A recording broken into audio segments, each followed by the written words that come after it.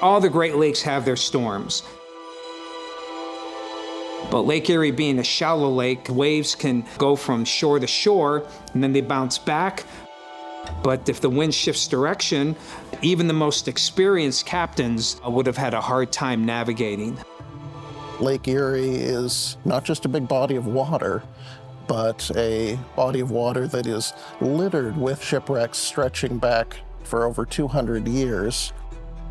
We don't have tides per se in the Great Lakes, but the winds and the waves and the weather really make it conducive to a lot of violent wave action. There's a lot of shipwrecks, in the Great Lakes, attesting to the fact that, these challenges were not only real, but dangerous and life-threatening as well.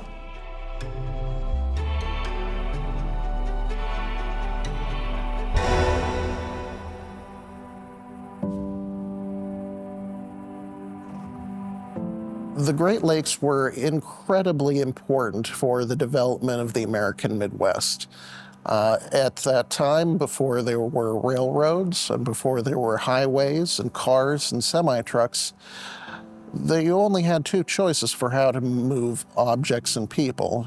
Sending them via water is still the most energy-efficient way to move any kind of cargo. Sailing a ship on the Great Lakes was hard work. There is constantly something to do aboard ship, whether it would be standing watch as a lookout, securing hatches, working in the engine room as an oiler or a coal passer or a mechanic. There was always something to do, and the sailors were constantly busy. And back in the 1800s, you didn't have reporting stations, you didn't have computers. You only could see what you could see on the horizon. There was no communication where one ship could tell another ship. A ship in Cleveland could say, hey, we got bad storm here. No. It's critical to find out, how storms are going to go.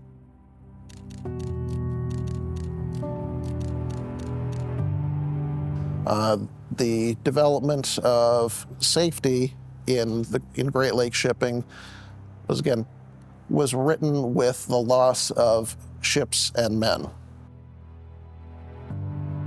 In the early years, those out on the lakes had little in the way of a rescue response if they found themselves in trouble. This deadly combination has given Lake Erie the highest density of shipwrecks of anywhere in the world.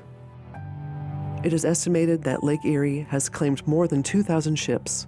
80% of these remain undiscovered or forever lost to these deceptive waters. I'm Ryan Cook. I've been a Great Lakes diver since 2017. History is something that is near and dear to my heart, maritime history most of all. When I learned that I could go and experience the history of shipwreck diving, I knew I just had to dive in with both feet, pun intended. Honestly, the shipwreck that made the greatest impression on me was the Dean Richmond. I had been down on other shipwrecks, and they were all amazing.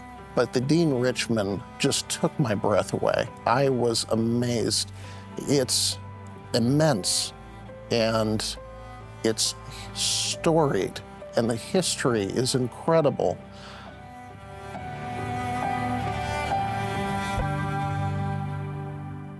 The Dean Richmond was built in 1864 in Cleveland at the Quail and Martin shipyard.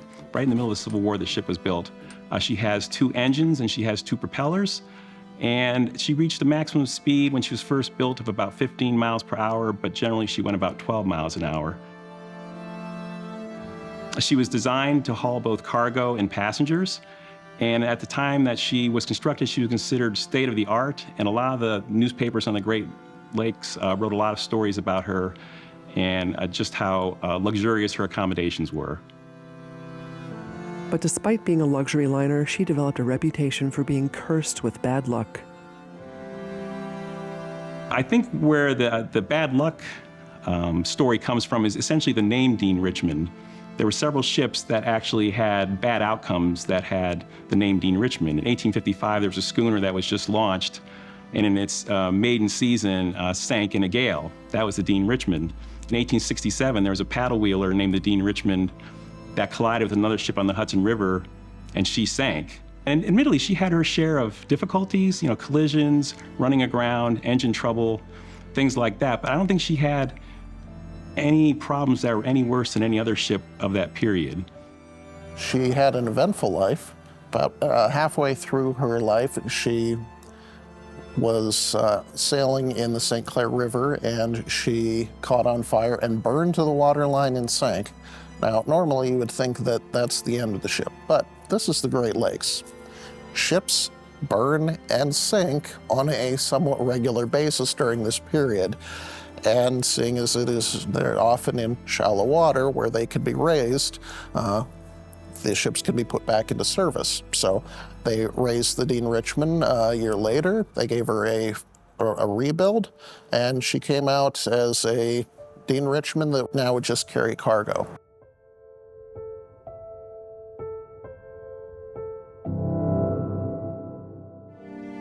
In 1893, she was carrying mostly flour and grains from the port of Toledo to the port of Buffalo. So Toledo, of course, is at the western end of Ohio. Buffalo is the port at the head of the lake in New York, and at one point was one of the busiest ports in the entire world.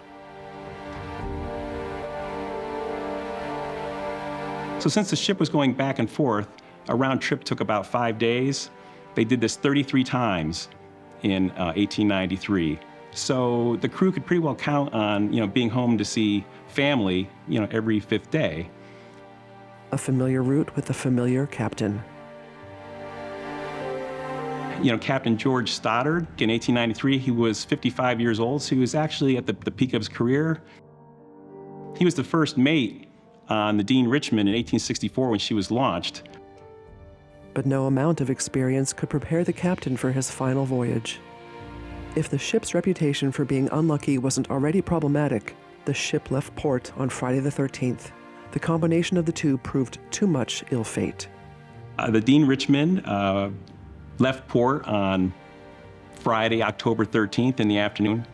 She was laden with flour, wheat, and zinc and lead ingots. At the same time, there was a Category 3 hurricane that made landfall in Charleston, South Carolina. Now, as it turns out, this hurricane, instead of hugging the coast, actually went inland and made a direct target towards Buffalo. With no weather warning systems to alert the captain, the Dean Richmond sailed straight into the heart of the storm. So she was on the lake experiencing 50-mile-an-hour winds and struggling to stay alive. Several ships saw her, but none were able to render assistance because of the extreme conditions. And these were the last ships to ever see the Dean Richmond afloat.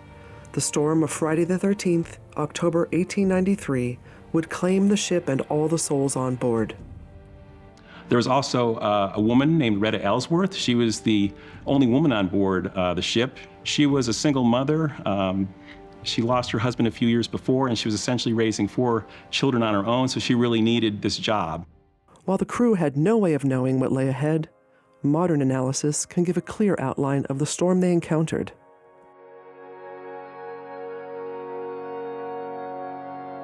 This is a weather map of that day. It is kind of hard to see, but they had isobars, lines of equal pressure, they had temperatures, and they had the track of the hurricane itself, which was dubbed Hurricane 9.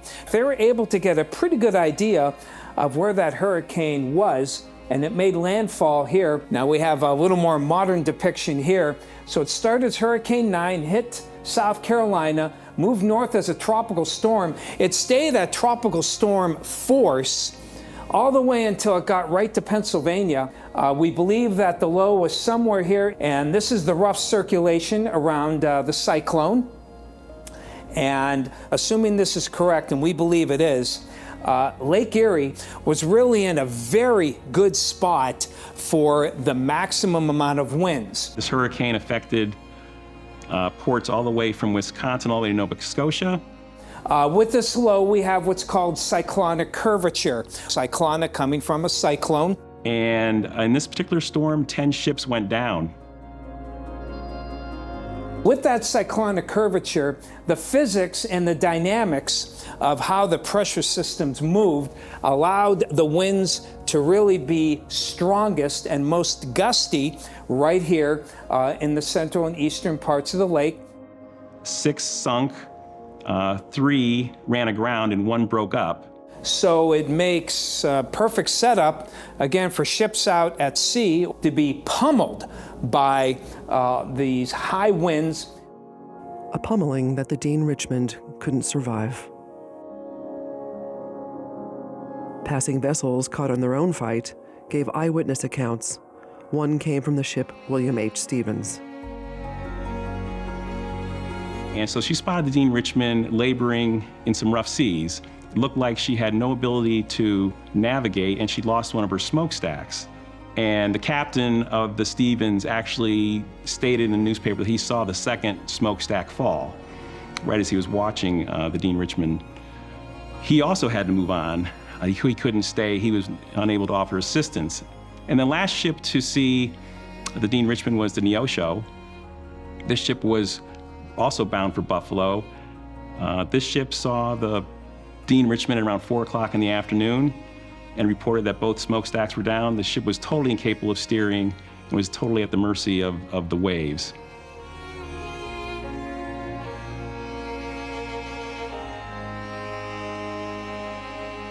In the days after, many people continued to cling on to the hope that it was simply disabled at sea and it would limp in eventually, or perhaps it could be found by a passing ship and towed to port or rescued, or that it had put into another port that they hadn't heard from yet and was still safe.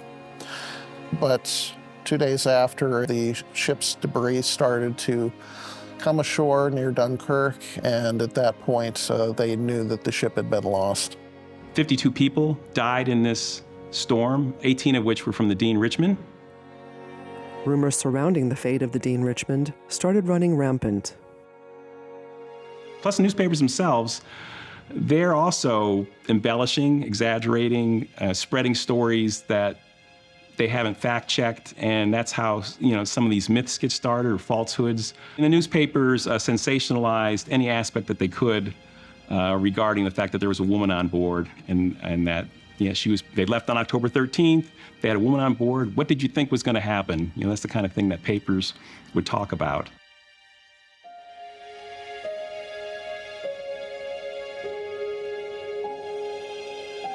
October 15th.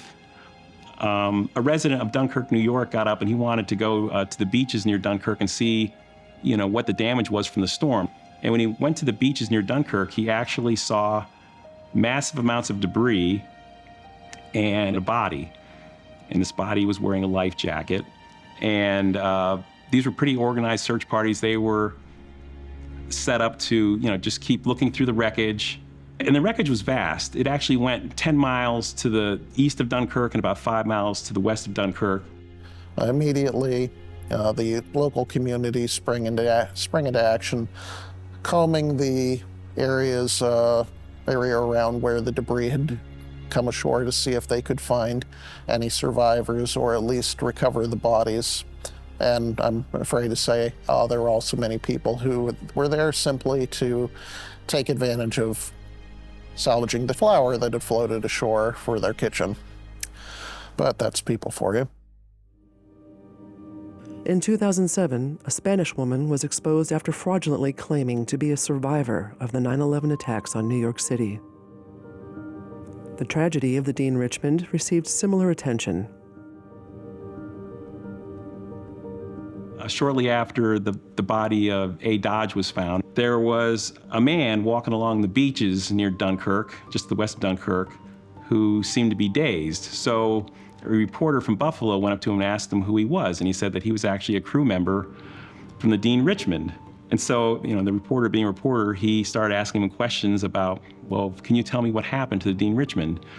And so he gave a very detailed account about how the Dean Richmond had run into this massive storm, lost the ability to steer, lost its smokestacks. So he's very accurate, actually, in some parts of the wreck itself. But then he started to say some things that were a little more questionable. He said that the captain had a lot on his mind because his wife and his children were on board. Now, of course, as it turns out, she wasn't on the ship. She actually contacted the morgue to say that she was going to come down and pick up her husband's body. So that myth quickly got crushed. But unfortunately, this story made it into a lot of newspapers and was like the sensational story of the wreck because it was a first-person account. Interest also lay in her cargo. She was a treasure ship, and a treasure ship meant that everyone who had the ability to try to find her wanted to find her and salvage the gold. Practices in those days were to treat sunken ships not as historical time capsules or graves or anything else. Rather, they were simply viewed as undersea junkyards with things that could be dug up and brought back to the surface for use. Despite her value, the Dean Richmond remained lost to Lake Erie. She remained this way for more than 90 years.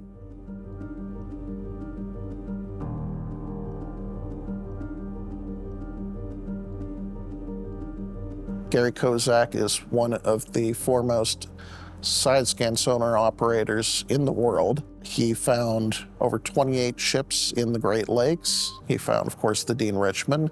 And when he found it, the salvage mentality was still in effect. He blew a small hole in it, which is not great, but at least he didn't blow it completely up. She had come to rest upside down 5 miles off the shore of northeast Pennsylvania, 11 miles from the safety of Presque Isle Bay.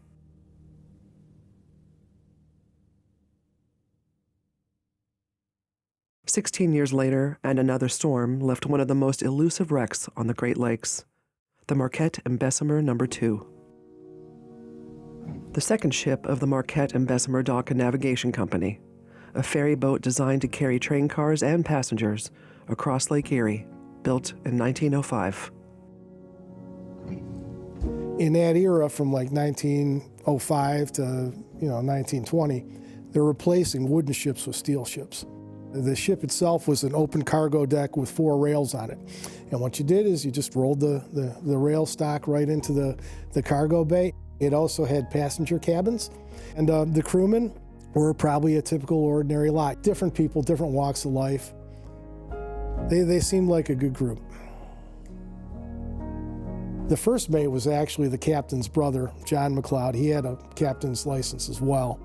Robert McLeod, the captain, is probably the best-known character. Every account I've ever read about him talks about what a gentleman and what an accomplished sailor he was. Incredibly highly regarded man. And he'd been on the lakes his entire life. And that was true of a lot of the officers. Shipping on the Great Lakes has often been something that a family would engage in. There were many examples of families who were simply born to the sea. And for the many born to the sea, so too many are lost. I'm Patrick McLeod. I'm a descendant of John McLeod, who was first mate of the Marquette Bessemer No. 2. John started sailing when he was 11 years old, and Robert was 12 years old when he started sailing. They grew up in the Great Lakes. They grew up in Kincardine, Ontario, where their family settled from Scotland. They lived there, with their family, and then over time, they had family members who did sail the lakes, so they're obviously very interested in the lakes. And just what makes the Marquette Bessemer No. 2 so infamous? Oh yeah, well, that's an easy one. It's like I said, everyone loves a mystery.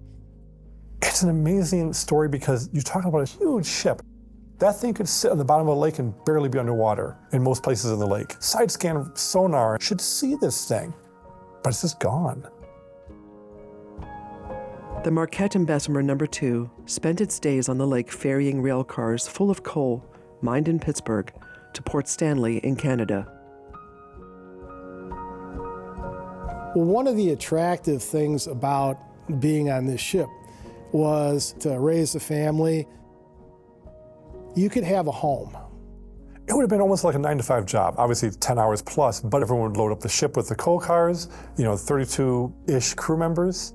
They would travel 5 hours across a calm sea, hopefully. I mean, Lake Erie can be very calm at times. And they go home for dinner at night. It was just a factory 9-to-5 type job. But this wasn't a factory. It was Lake Erie, and Lake Erie can be punishing. Crewman John Wirtz knew this. John had misgivings about the Car Ferry.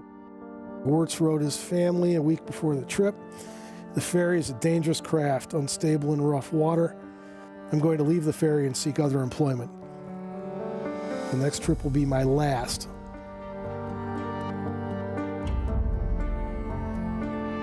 The ship had no stern gate, leaving it vulnerable in harsh weather. Stormy waters a month earlier had nearly sunk her, causing Captain McLeod to demand the company make alterations. They agreed to install stern gates during the winter break.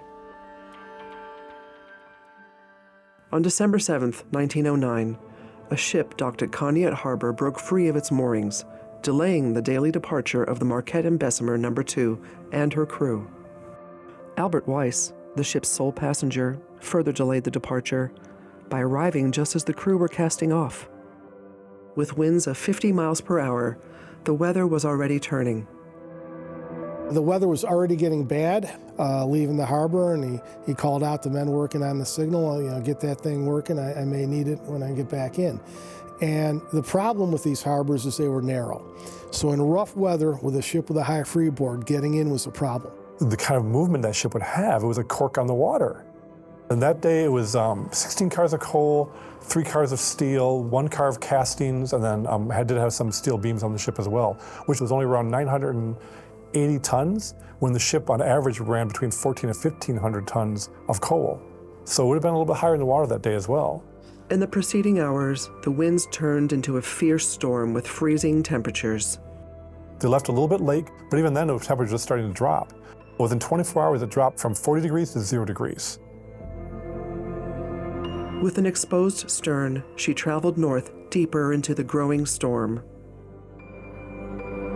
Captain traveled all the way across the lake to Port Stanley. Unfortunately, it was not able to enter the harbor, and that was seen by people with great credit. He turned away to port. Some think that when he turned to port, he went back out into the middle of the lake trying to make it to Cleveland. That would make sense running into the weather. But in the following hours, witnesses on both sides of the lake reported both hearing and seeing the ship seeking the safety of a harbor. Reports that, if true, would have defied her cross-lake journey time. Eyewitness testimony is one of the worst testimonies to have. The brain naturally supplies some inaccuracies simply because it's the way the human brain works. And after the storm passed, people across the lake looked out, eagerly awaiting her return.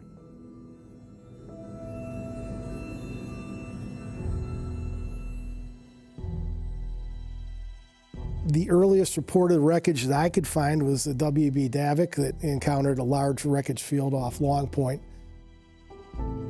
And with that, the search got underway. Families continued clinging to the hope that Lake Erie would return their loved ones unscathed. There were fishing tugs looking for this ship all over the place, looking for survivors. The ship may have been lost, but her 4 life rafts could have been just enough to save the crew from the freezing waters.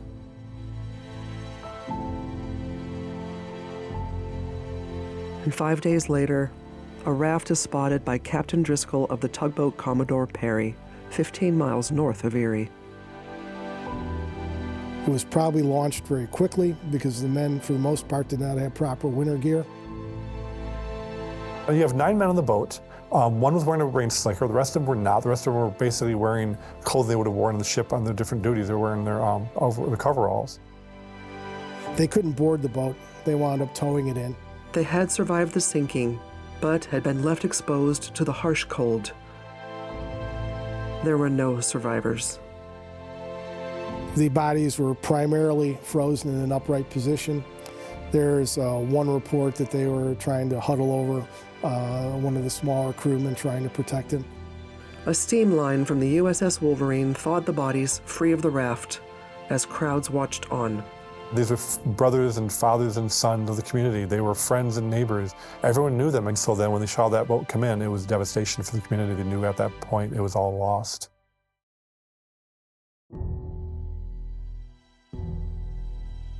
One of the more poignant pieces was a young man named Earl Ball, or D. Ball as he's listed in the obituaries.